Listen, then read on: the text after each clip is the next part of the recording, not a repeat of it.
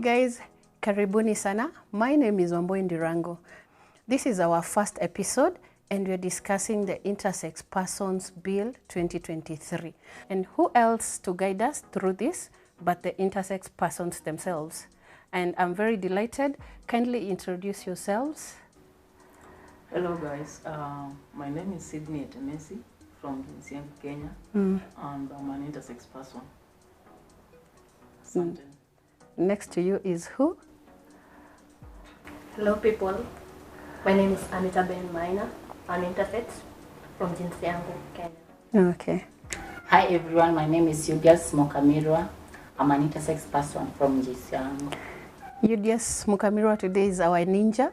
Kindly note that this is a pseudonym and she has concealed her identity for her privacy. We continue. She'll give us everything we need to know. Now, maybe you can start by knowing who is an intersex person. Anita Ben? Yeah, an intersex person is a person basically born with sex characteristics that enable him or her or them not to fit in the bracket of either being male or female. And we have 4 key factors.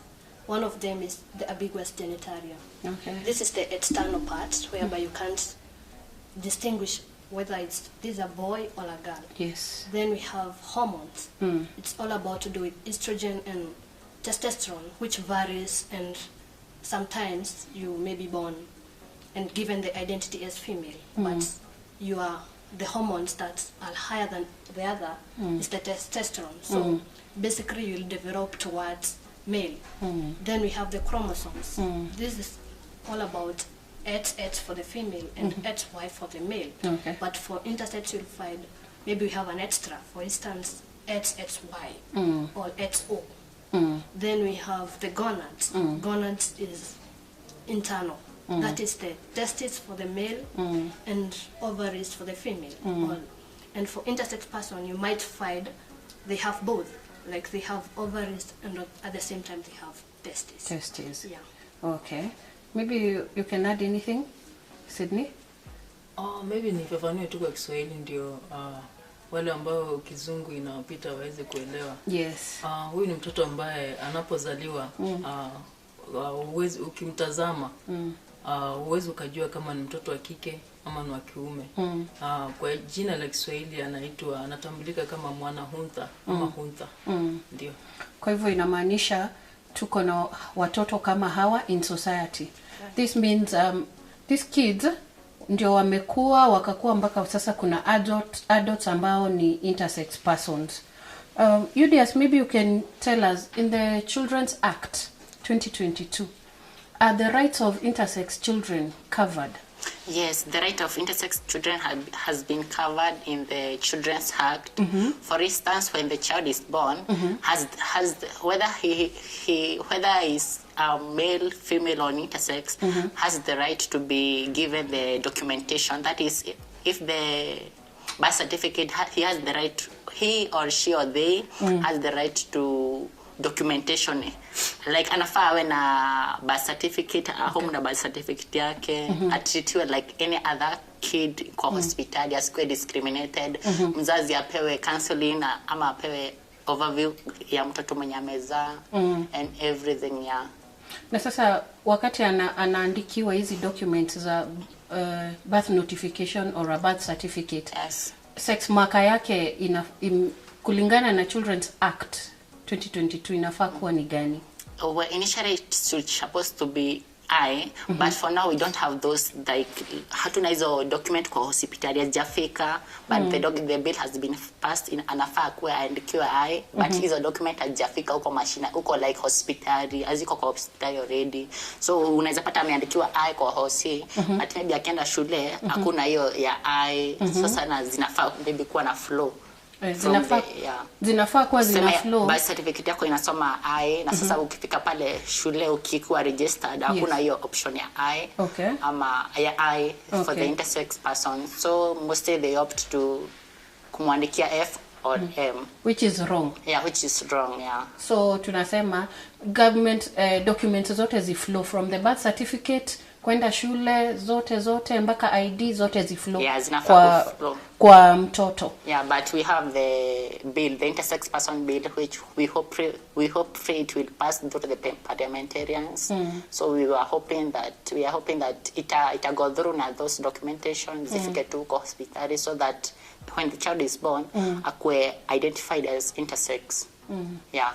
Tukiendelea kwa mtoto on social security, huu mtoto ambaye amezaliwa akiwa intersex anaweza pata guardianship, foster care, anaweza adoptiwa? Yeah, and when an intersex person is born and maybe mzazi wake amemtenga, he or she has a right to be adopted by either a female or a male person. Okay. Yeah, that has been captured on the Children's Act. Children's Act 2022. Yeah. Sure. Tukiongea maneno ya IGM, hiyo iko captured kwa Children's Act. Yeah. Maybe unaweza kutuelezea what is IGM? Yeah, IGM, it's intersex genital mutilation. This is whereby surgery is done to correct whoever you are. Like the parent want you to be a normal girl or a normal boy, so they will do IGM. Maybe, and what is always easy, it's to chop the male part for you to remain a girl. And it has been captured well in the Children's Act, whereby if you, the parents, and the health practitioner found that you want to commit or rather do IGM, you are fined 500,000 or 1 year in prison, or both. Okay. Yeah, so you are supposed to allow this child to grow to a point whereby they will consent for themselves, whoever they want to be. Yeah. And viewers, kindly note that these parents are doing this because of what we subject them to. Because we as societies, the social parameters of normal are not normal. We want these parents to tell us whether this is a boy or a girl. If we changed our mindset and knew that Mungu hatengenezi makosa, Mungu hana makosa, we will understand and give these children a chance without pressuring their parents and their guardians. Maybe tunaweza kuongea kuhusu Children's Act na when a child is in detention. Inasema aje? Inasema kwamba an intersex person or child akikuwa detained, anafaa akifika pale kwa polisi, anafaa akona right ya kuchoose ni afisa mgani atamsearch when it comes to searching orders. Na maanisha kwamba kuna ile unaambiwa strip, waangalie kama umebeba kitu, ama saa zile wanasema watu waache simu pale waone kama umebeba. Yes. So mwanahunta ana haki ya kuchagua, anaweza sachiwa na askari wa afisa either mwanamke ama mwanaume, ama ana right pia kusema hataki kusachiwa or something. Yes. Ndio. Kwa sababu iko captured on the Children's Act. Yes. This really tells us that the rights of intersex children have been captured by the Children's Act 2022. And it is only implementation from the support from the government and the community and every shareholder for us to continue supporting them in the best way that we know how. Lakini kuna shida ingine. Mtoto akishakuwa over 18 years na yeye ni intersex person, there is no law that protects that child. Ndio maana tunaongea kuhusu the Intersex Persons Bill 2023. Maybe Julius unaweza kutuelezea about this bill? There is a bill that we are working on intersex person bill. It has a lot concerning the intersex person and the intersex adults. Yeah, which includes when an intersex person is born, has a right to documentation, has a right to have to be taken care of, and it's not a must he or she or they undergo IGM. Yeah, so they are protected in that bill. So we are saying that if possible we stop normalizing the intersex children. We will create a safer space for them, because when you reconstruct, because mostly when the intersex person is born, mostly they reconstruct, they choose to raise him as a girl, so they reconstruct a vagina, and they do away with the micropenis which is there, or the prong clitoris, or they put them on hormones, of which we are saying, let them consent to themselves when they are 18 and above. So in the bill we have said that no one hakuna mtu afai kuamuliwa, mtu anafaa kujiamulia. And the best thing, intersex huwa haiumi, hakuna kitu inauma unless the condition is inauma, kama maybe because some of them has inguinal testicles, which might have maybe some issues on their bodies. Unless it's like that, we are saying we should not normalize the intersex person. They are fully okay with their sex. What a powerful statement. Intersex hayumi. Let the children be, let the adults be. Maybe from this bill we can pick a few things zenye tunaweza ku-highlight as we urge those people, implementers, parliamentarians. Ikifika parliament tunawaomba ipite for the sake of these persons who are now over 18. They have already been they are already protected by the Children's Act, lakini wakifika adults they are not. Number one, on birth documents and notifications, mmetueleza vizuri sana kuwa sasa kuna right ya mtoto awekewe sex marker ya I, but na wale kama nyinyi ambao you already adult na mmechukua documents zenyu, all that does the bill say? Well, Anita Ben, maybe? Yeah, in Children's Act, it's easy because it captures how one can handle that when it comes to documents. For instance, if you're born and the doctors identify you as an intersex person, they will put an I for you. Yes. Intersex. Then, as an intersex, because of the condition that you have, it basically means that you'll be going to see medic. Yes. Like to consult. And those documents will help you when you come to have the innocence that you want to identify as male. And initially they had captured you as intersex. You'll just surrender the documents from the hospital indicating that. Reason being, they've done this test and this and this, and it has the proof to say that you're no longer intersex and you want to identify as male. So in the Children's Act, it is being captured. Okay. Yeah. So in the intersex bill that is now in Parliament, we are saying that as intersex adults, you need the right to apply for other documents, for new documents, for correction of your documents. So that if your document indicates you're a male, to change to intersex, from a female to intersex, from an intersex to male or female. That is what you're saying. Yes. It is not happening. Like now, maybe wewe ni male, ID yako inasema ni male, but physically you identify as intersex. Yeah. Okay, these are some of the things that are very helpful in this bill. And then there's something else in this bill that talks about inhumane treatment, the protection against inhumane treatment. Sydney, tuambie kuhusu, ushaipatana na watu ambao hawana kutreat ni kama wewe sio mtu ama wewe ni mtu nusu? Watu hapo. So hayo maswala ndio, those are some of the challenges that intersex persons go through day to day. So unapata like kuna hizi vitu kwanza za culture. There is IGM yenye unapata mtoto anafanywa intersegmental mutilation pale akiwa mdogo without the consent.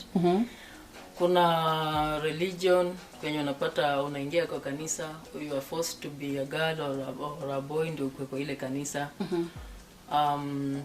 Kuna wengine wanaforce even for circumcision. Yeah. some will also like want to know who you are through violence. For instance, unapata unaenda, for example, unaenda kutoa pesa kwa Mpesa, then your documents doesn't match who you are. With what you physically, what we see. Yes, what you see is not see yenye iko kwa document. So unapata either utastripiwa naked so that they confirm you are not impersonating, ama you will be jailed.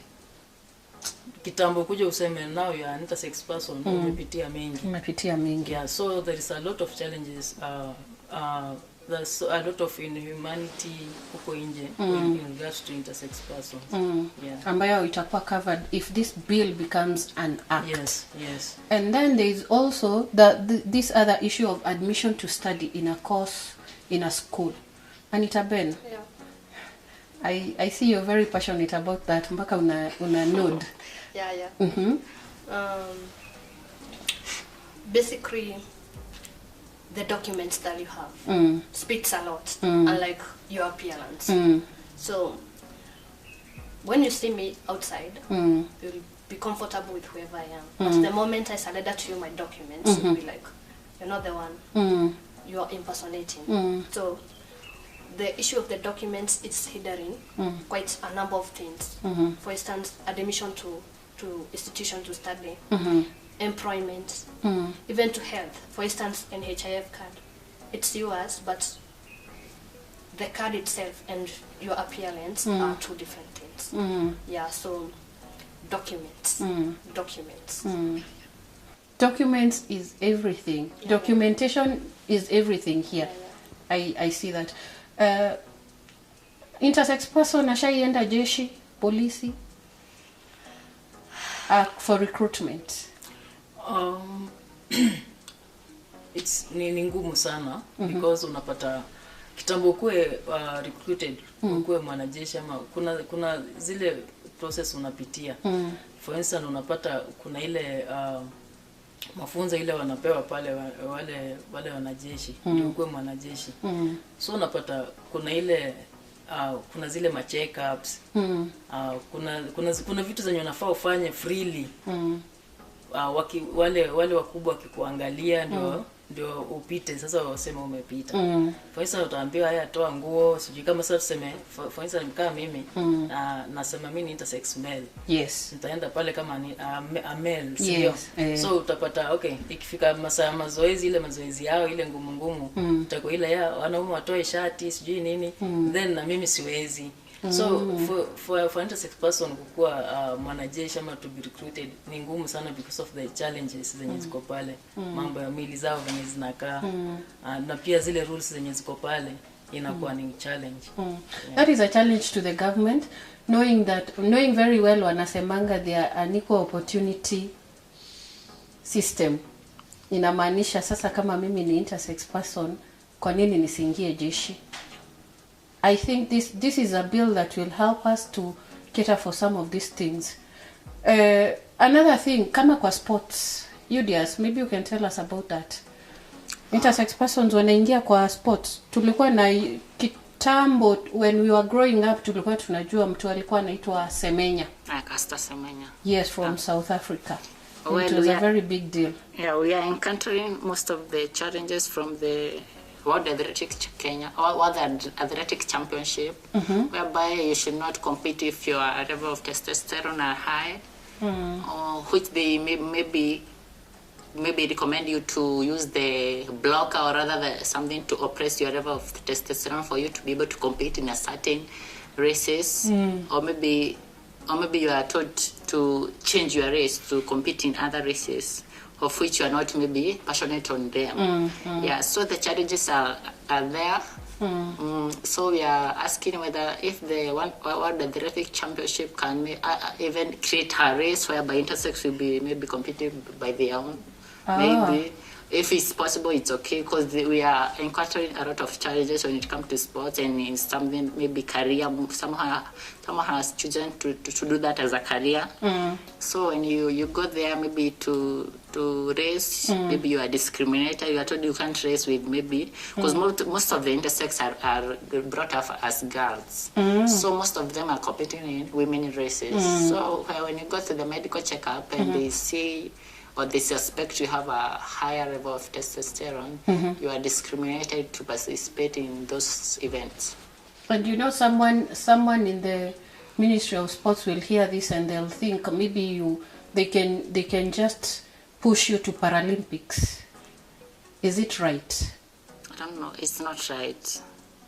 It is not right. Yeah, it is not, because we are human. We are like, and you're not disabled. Yeah, when we are not disabled, we are human like any other human. So I think they should allow us to compete regardless of who we maybe represent, or maybe the medical reports, or maybe there are certain guidelines. Let them suit each and every intersex person, because in athletics, the athletics world championship, they don't know even anything about intersex. They call us DSD women. It's sort of sex differentiation. Okay. Yeah. So they most of them are discriminated. Mosuka Sasemenya was the one who is doing the human rights thing of intersex in sport. So he has some judges and stuff when you want to deal human rights. Okay. So most of them will rely on the outside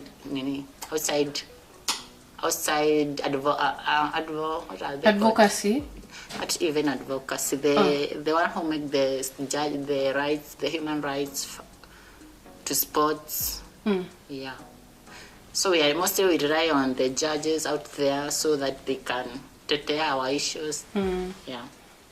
So we need to really fight for your rights, and the best way to fight for their rights is to pass this bill, because this bill says they should be given equal chances in sports. And I really want to urge the government, when they are formulating the rules that will govern either the intersex sports or their inclusion in mainstream sports, maybe it is very important that they include these people. Tusikue ati tunawasemea na hawayuko hapo. Let these people speak for themselves, kwa sababu wao ndio wanajua zile vitu wanapitia. You cannot just come from anywhere na unasema hii sport itakuwa hivi na hivi na hivi. Let us create inclusion, wakue hapo pia. Maybe on there's another issue on the bill on reproductive health. Are there any issues mume face on when you're accessing reproductive health, maybe treatment or anything? Sydney? Yeah. For example, there is now this thing they call cancer screening. Nishaijaribu kuenda, but now unapata zile vipimo ziko pale. For an intersex person haizi tumia ile kipimo. Kuna kale ka something kana unafaa. Yeah, spectrum. Ile unafaa uingizwe ndani sijui panuke. Unapata cervix. Yeah. So unapata hakuna njia. Yes. Then wakati niliuliza daktari, she was like maybe naweza kupiga referral, but she was also not sure kama kunaweza patikana any other thing yenye inaweza tumika kupimwa. The small spectrums. Okay. Yeah. Na wakati unaenda hospitali, how is the treatment? Maybe unaumwa na tumbo, how watu wanawatreat aje? The nurses, the doctors? Honestly, it's a challenge. Unapata venye Anitabia na maongea hapa. Yes. Documentation. Yes. It's the biggest issue hapo. Na pia Udias alikuwa ameguzia kuhusu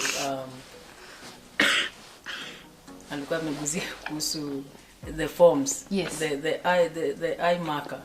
Kwa hizi forms kwa hospitali, sikue everywhere. So unapata unaenda hospitali, there is male and female. Yes. Then now you are intersex. Ukifika pale daktari anakujaji venye amekuona. So unapata ananiangalia na wana female. Then anaanza kuniuliza when did you last see your periods? Then you are like, periods kutoka wapi? So unapata the approach na pia the questions zenye daktari anakuuliza, unapata zina create self stigma ile yenye hata wewe mwenyewe hata ukiwa mgonjwa hata kama ni malaria you can't go for that service. And also like before hapo hujatoa hiyo document, hujatoa ID yako kama utaitishwa, then wapate nao uko hapo sasa wewe ni male na waliona female na with those questions, so inakuwa ni drama ile, kujeni muone hii mimi sijaiona hii, so unapata kuna kuwa na mvutano. So it's a very big challenge kwa ukifika kwa story kama hizo. And it is also a very sad situation. You have gone for health issues, and then unapatana na issues of discrimination, and you need to access a health facility, lakini ile ya kwanza unapatana nayo is discrimination on who you are. And I think these are issues that are captured in the bill, and I'll keep saying this, if we just make it an act, maisha ya hawa watu ambao ni huntha itakuwa ni rahisi kwao.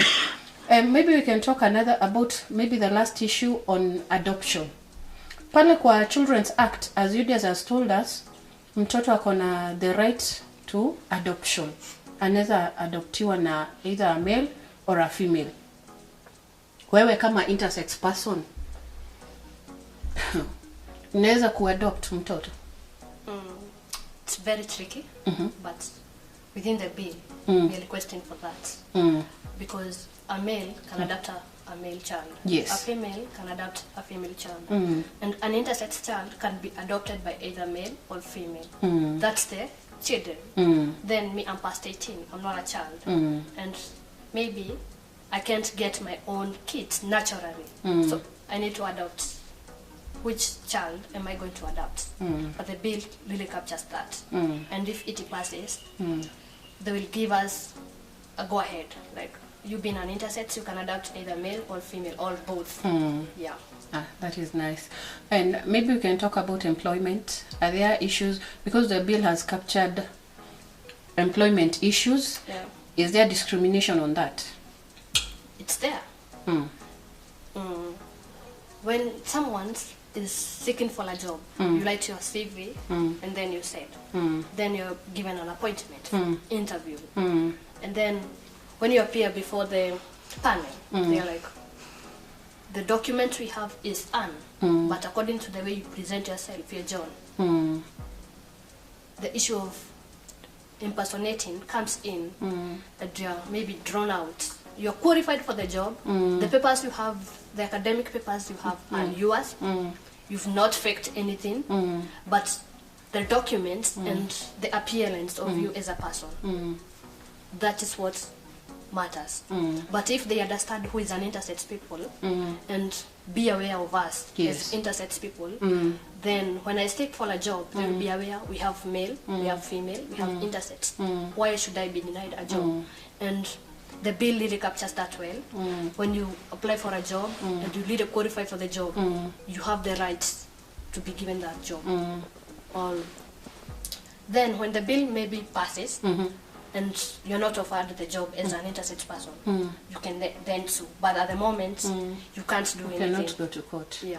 I think it is high time that employers understand it is not about who I am, but on how well I do the job. Do not discriminate me on the basis of who I am as an intersex person, but can I do the job? That is the most important thing. And access to justice. Yes? I would like to add on something on employment. Also, unapatanga, kuna hizi job advertisement. Unapata, wameweka pale, tunataka wanaume, tunataka wanawake. So does it mean that intersex persons pia hawezi taka kazi? So unapata hiyo job uko qualified for that job, but sasa now they need male or female. You are out. Yeah. So they should also consider that. Yes.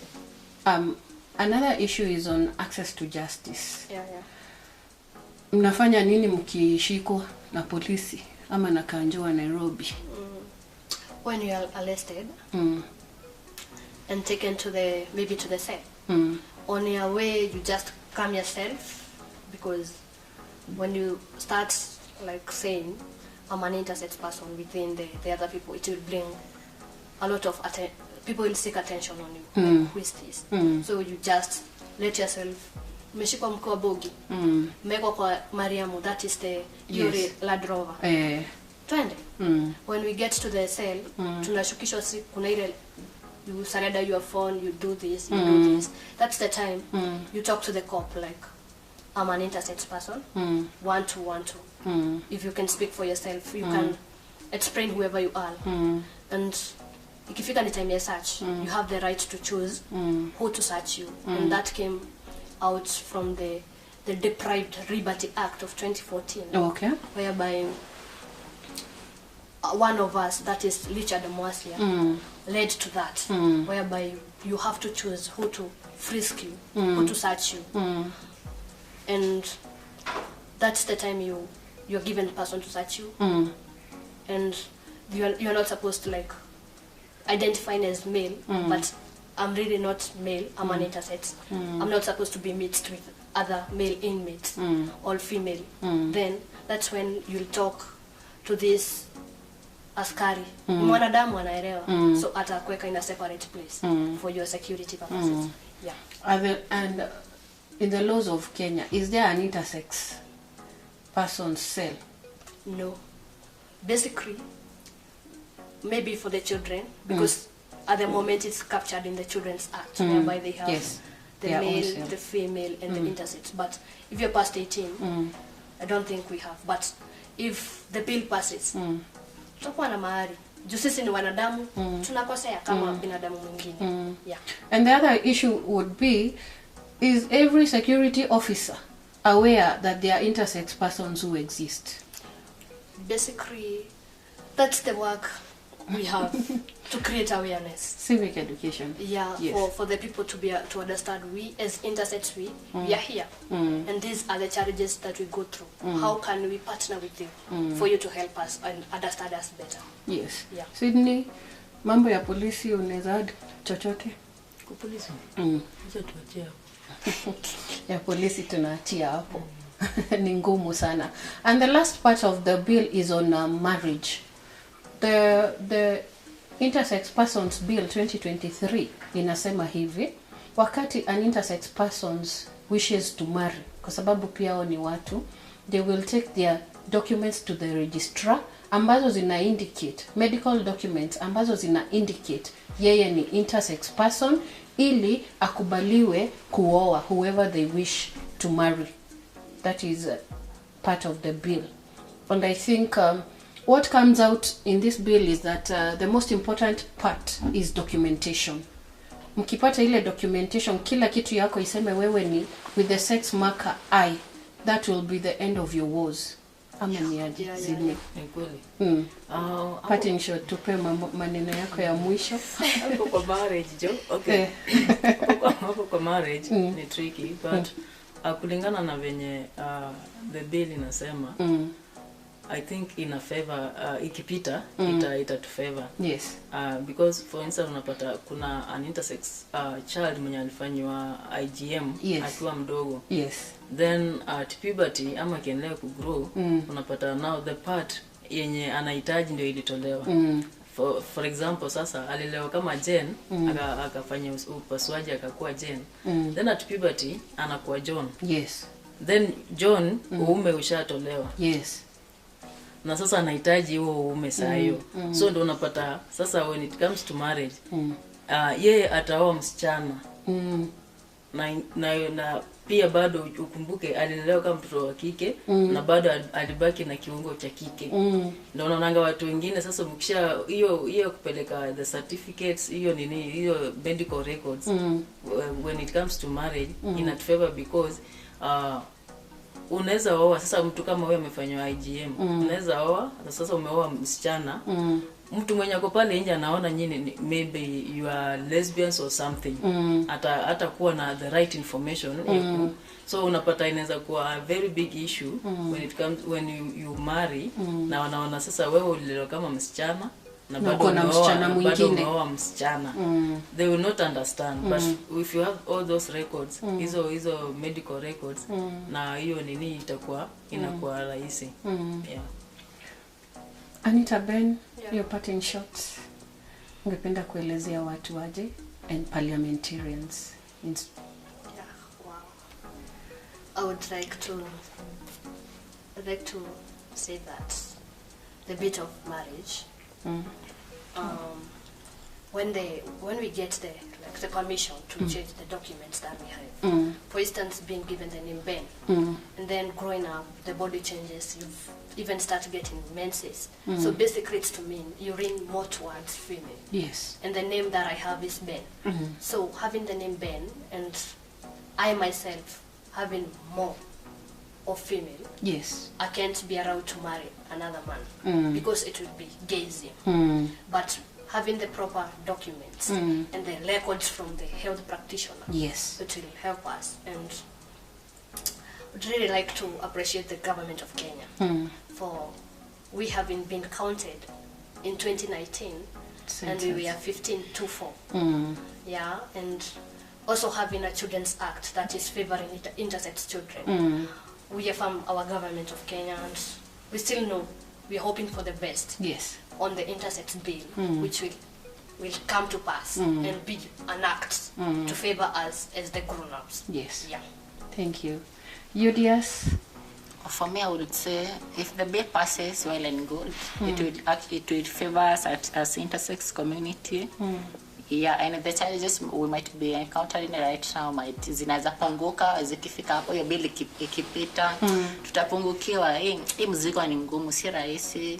From childhood, hata stress, trauma, nini, vitu mengi, mental health problems, like si kitu rahisi. But we are hoping that when the bill passes, tutafurahia.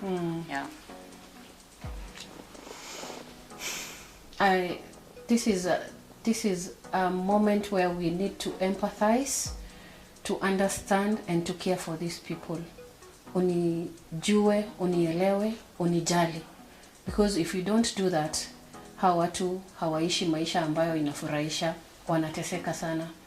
And this is a call to the government. Thank you for the steps that have been made since the John Mwasia case. These people really appreciate the progress that has been made for intersex persons to live a decent life.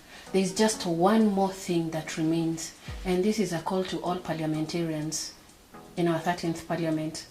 Kindly, please, when January comes, kindly pass this bill.